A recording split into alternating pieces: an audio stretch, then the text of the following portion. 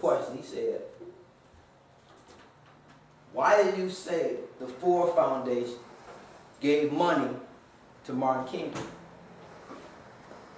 Because they did.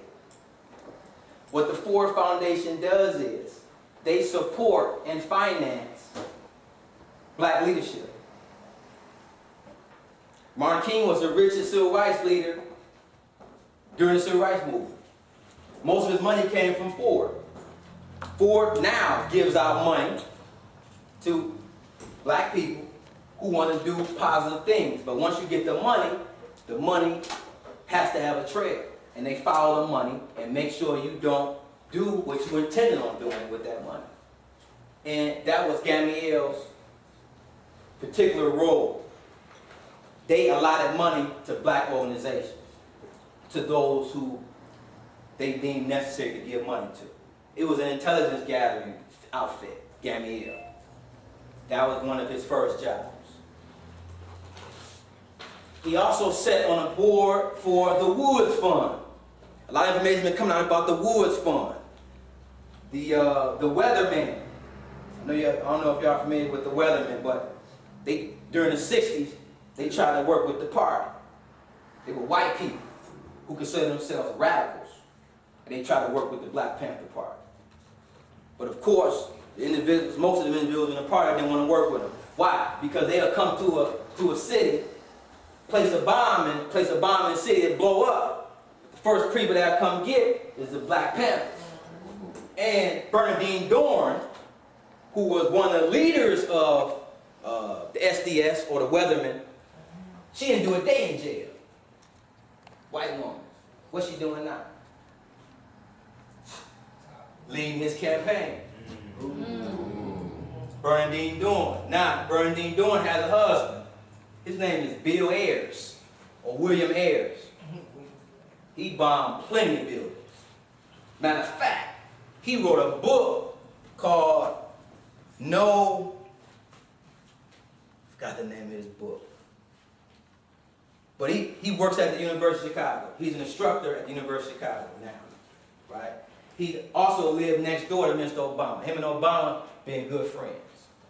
This information has been coming out in order to play a media mind game with the heads of black people. See, this is what they do. They'll tell you, Fox News ran a story against Obama. They said they caught him smoking cigarettes, right? So what you do is, you say, he must be clean. If the only thing that got on him is that he smoked cigarettes, he must be clean. Yeah, he is. So all this information that's been coming out against Obama, you haven't heard none of it. But all the while, you think the media's against him because they got him on smoking sweaters. You see what's going on? The media mind game. Now, the argument was Mr. Obama picked Zbigniew Brzezinski to be his national security advisor. Zbigniew Brzezinski is one of the most powerful political heads in the system today. He hates Russia. He's been wanting to go to war with Russia for the last 13 years. Now he has his chance. So what I'm going to do now, what I'm doing now, is laying a backdrop for why Mr. Obama is now supporting the bombing of Iran and the bombing of Russia. Who would want to go to Russia during the Cold War? Not many. But now, they're telling you that Georgia was defending itself and blew up those people in Georgia, in Ossetia. But Georgia initiated the attack. That's what they're not telling you. And why would Georgia, a small country on the map, initiate attack with a beast like Russia?